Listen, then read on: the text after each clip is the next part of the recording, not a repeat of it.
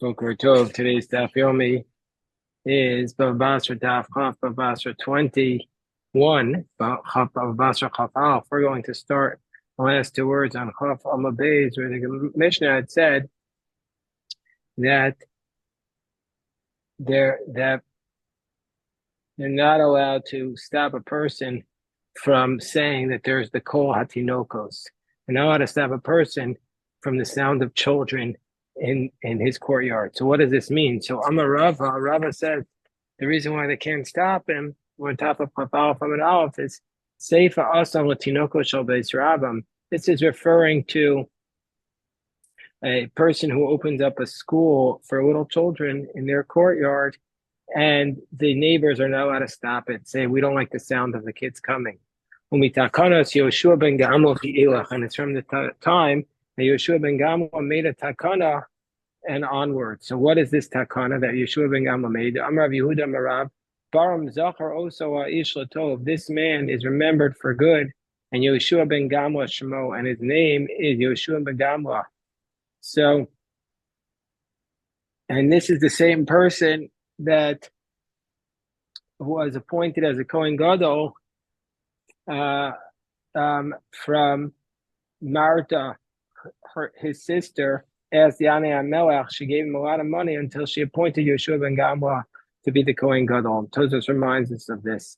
And we know that Tosfos says that he was a big tzaddik. But nevertheless,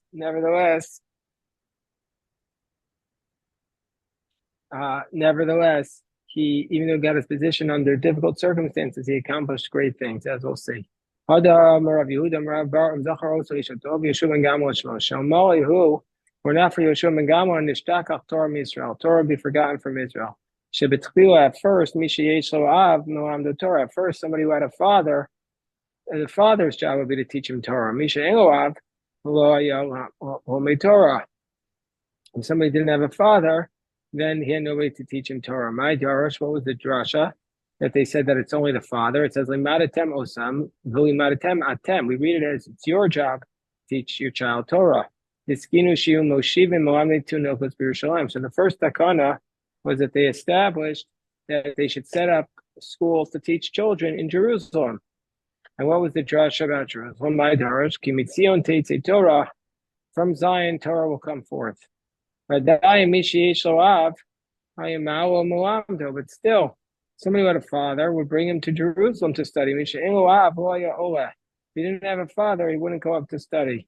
So only somebody who had a father would go up to study. Established in every single region, they would establish a school. They bring him in when he was 16 or 17 years old. Somebody whose Rebbe got him upset, Mabito. He would just basically rebuke him, and he would go out. Because at 16 or 17 years old, it's too hard to teach Torah. It's too late. You have to start younger. So, Yeshua ben Gamla, so now Yeshua ben Gamla came along and he made his takana. That every city, every state, and every city had to have a school for children. They would bring them in when they were 6 or 7 years old. So Rav Shmuel bar Shilet, and indeed Rav said to Shmuel bar Shilet, who we already saw earlier back on Daf Pas, was a teacher of children. He said until the age of 6, the child won't be able to absorb anything. From that point on, he'll be able to receive the Torah and stuff him like an ox. Normally, Rav or Rav Shmuel bar Shilot, and Rav said to Rav Shmuel bar Shilet, when you strike a child, if they hit him with a shoelace, meaning they strike him very softly. Nowadays, we should never, God forbid, strike a child. But this was in those times where it was considered to be the standard form of discipline. The child who gets it will get it. The child who doesn't know how to get it, if he doesn't know how to read right away, He'll hang out with his friends. He'll get it just by being around them. Eventually, he'll understand it. So Meisvei, so the Gemara challenges Rava's position, which is that you're allowed to set up a school for children in your courtyard, and the neighbors can't stop you, because it says in the Brisa,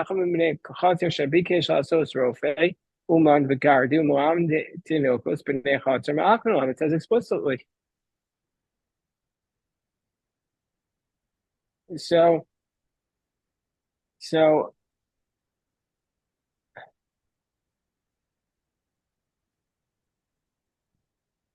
one of the people in the courtyard who wanted to be basically set up a medical office or a bloodletter or a weaver or a school in his courtyard, the people in the courtyard are able to stop him. So we see from here explicitly that the people in the courtyard could stop him. So it's a question against Rava. So the Gemara answers, no, here we're talking about a school for idolaters. That they could stop because you're not obligated to teach the idolaters Torah or any other subject. Tashma, another attempt. Shnaim sheyoshim b'chatzer, bike shechem elasos rofe, ga'uman v'gardim lametinokos chaver ma'akev. If let's say there are two people who are in a courtyard and one of them wants to be a doctor or a bloodletter or a weaver or a teacher, then the other person in the courtyard could stop him. So the same question against Rabbi. Gemara says, no, this is talking about a person who teaches idolaters. Another attempt, somebody who has a house in a courtyard of partners. You're not allowed to rent it out. So for Yehudi, so for Armai. Here it says, additionally, you can't rent it out to a sofer, a Jewish sofer, or an Aramean sofer. And the assumption at this point is that this word sofer here means a person who teaches children. Gemara says, no, no, here what we're referring to is the sofer, not a regular teacher, but the one who is the superintendent of the town. She says, the superintendent educator of the town. And so all the teachers come to him. So it's a big tumult there.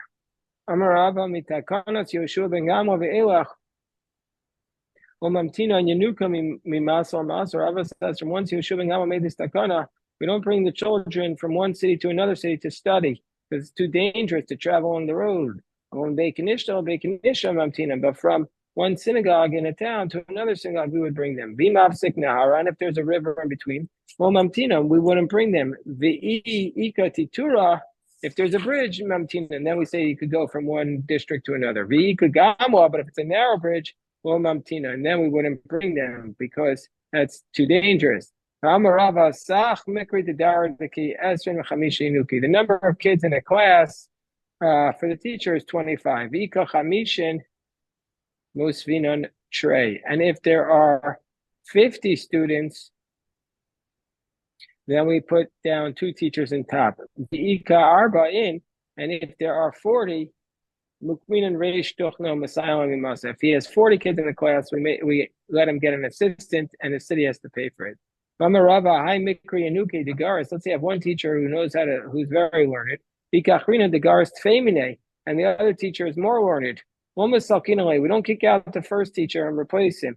Because we're worried that the second teacher will get arrogant as a result of this, and therefore he's not going to be a good teacher in the end because he'll get arrogant because he'll say, I replaced the first one. Rav Dimi Naradai says, no, just the opposite. Kol shagain the garis tvei. No, for sure, if you replace him, then the second teacher will learn even better because he's going to be worried that the person who they removed will challenge him and come to get his job back. And we know kina sofrim tarbe chachma. The more jealousy amongst the scholars and the teachers will increase wisdom. I mean, competition is good. Let's say you have 2 teachers. One knows how to learn, but he's not precise. One is precise, but he's not as learned. Meaning to say, the one who's learned is he studies a lot, but he doesn't make sure that the children are precise. Whereas the other one makes sure the children are precise, but he doesn't know as much information. So which one should we go with? We put the one in who knows more, but is less precise with the children. In the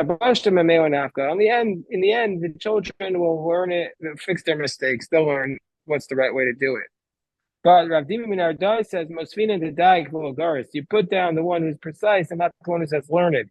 Shabashta mistake, Kimidal. Oh, once you learn a mistake, you can't get rid of it. Because the Gemara tells us a story. Kisheshus Chadashim, Yashav Sham.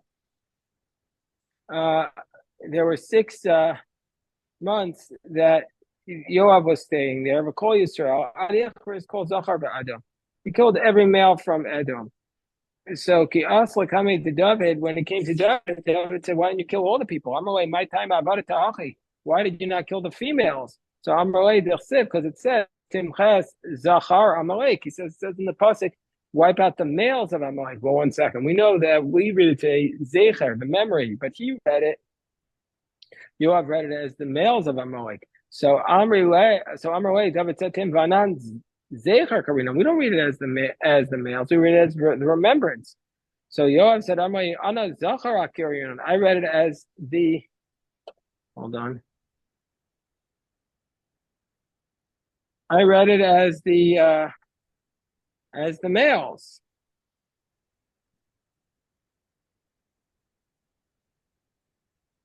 Ozal Shaili Rabbi. He went and he asked his teacher. He goes back to the class reunion.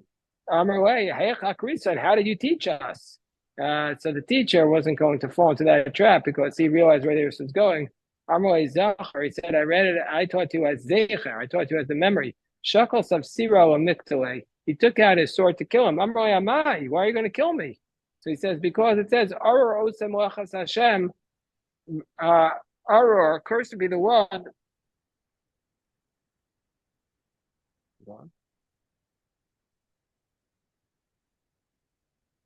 He said, "Cursed to be the one who does rimiya, who does something wrong."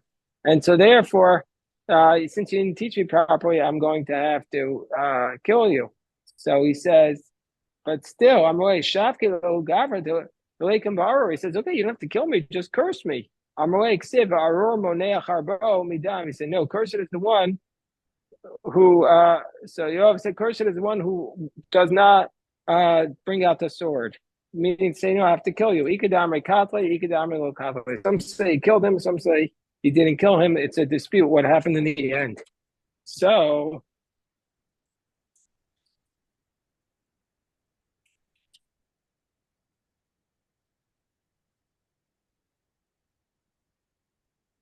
we go on. The Gemara says, I'm a Rava. Rava taught, Nakri Yanuke, Rava said, if let's say you have a person who teaches Torah to children, Shatala, let's say you have a sharecropper, Tabacha, let's say you have a butcher, V'umna, and let's say you have a bloodletter, V'sofer Masa, and this is the scribe of the city. What kind of scribe are we talking about here? So Rashi says the Lavar, just as a regular scribe. And what does that mean, a regular scribe? This is somebody who basically writes the Sifrei Kodesh, she writes the Torah, Tefillin, and Mezuzos. But Tosos challenges this. Tosos says, Lo Kamosha Pirish B'Kuntrish. It's not like Rashi says that somebody who quotes a Sefer Torah Tos, somebody writes a Torah scroll by mistake. The Ein Zep Seda, that's not a mistake that can't be reversed. Because you can fix the mistakes. So rather, what this is referring to, refers to a person who writes contracts. The Torah says every Torah scroll can be fixed. All the mistakes of a Torah scroll can be fixed, so that's not what it's referring to. So therefore, what is this case? So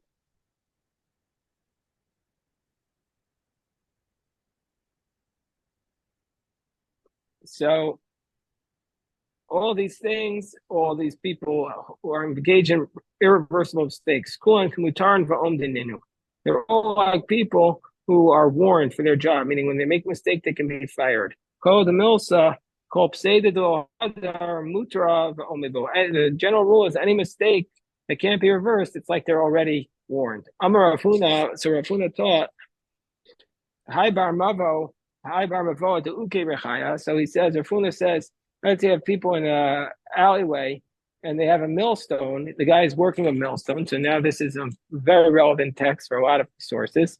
We also Barmavoa Chavre and his friend who has in the same alleyway comes along the Kamuki Gabe, and he wants to also establish a millstone. Dinahu Dema'atavilay. Then the person in the who had the millstone there first is able to stop him. Because he could say to him,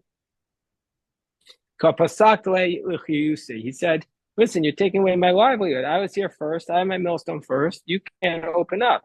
Let's say we have a support for this because it says,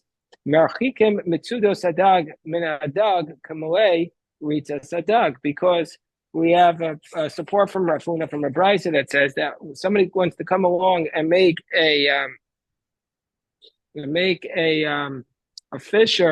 fisherman's net. We make him stay away from the hole that his friend had made, that his friend had put down traps.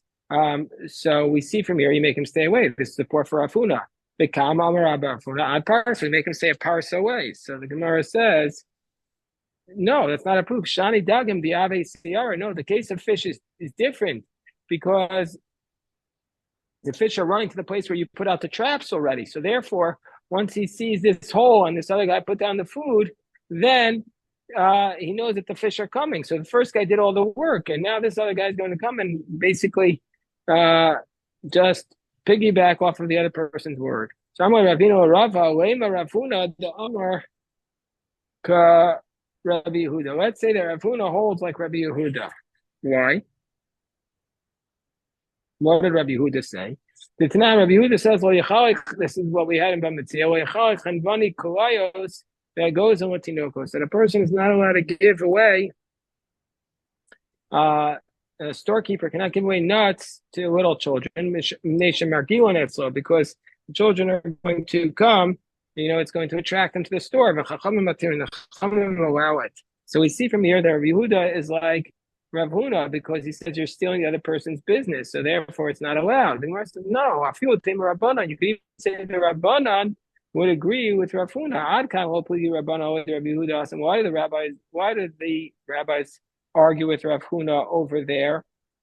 Because he says he's not stealing the business. That's called advertising. I'm like, Ana kama flagina am guzi at plugi shiuski. I'll give out the nuts, and you'll give out the almonds. I mean to say you could also do the same thing. But here, I feel a Rabbanan modu, but in this case, even the rabbis would admit, he says you're stealing my business. So,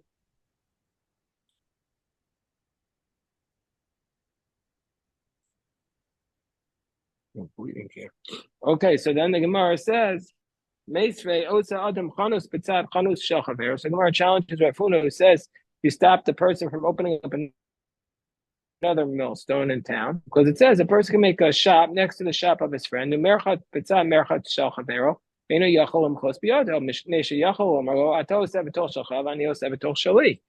a specific price that says you can't stop the person from opening up a shop or a bathhouse. He says you're doing the shop in your house, I'm doing the bathhouse in mine.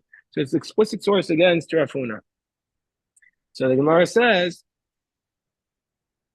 what do we say in this case? The Gemara says, Tanai, it's Machokas Tanaim, because the Tanya, we learned, Kofim b'nei Mavos, Zed says, Shol Shiv b'nei L'chayet, L'borski, L'mrami Tinokas, L'echa b'nei Bali Umnos. That people who live in one alleyway are able to, the people who live in the alleyway are allowed to force the other one that they can't have a tailor or a tanner or a teacher.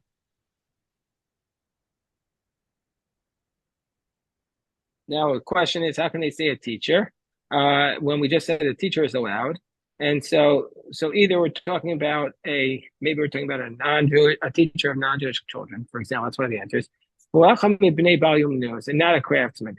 But the people of the alleyway are not able to force their neighbor not to do this task because he's also living in this alleyway. Rabbi Shimon Gamliel says that they can even force their neighbor not to do it because since somebody else is already doing this, the second person can't come in and do it. So it must be that Rav Huna is like Rabbi Shimon ben Gamliel. So the Gemara says that Rav Huna ben Rav Shua Pshitui it's obviously to me the bar masa achrise matzimakif. One person can tell another person from another town, you can't come into my town and open it up. But if they're both paying taxes in the same city, you can't stop him. But it's also obvious to me that if they both live in the same alleyway, they can't stop each other because they both live there. And not like Rav Huna in the neighborhood of Shimon Gamliel. So by Rav Huna, Breda, Rav Yeshua, bar mavoa, achrina mine. Let's say this person in one alleyway wants to stop somebody coming from a different alleyway. Is he allowed to do it? I'm Rav Yosef.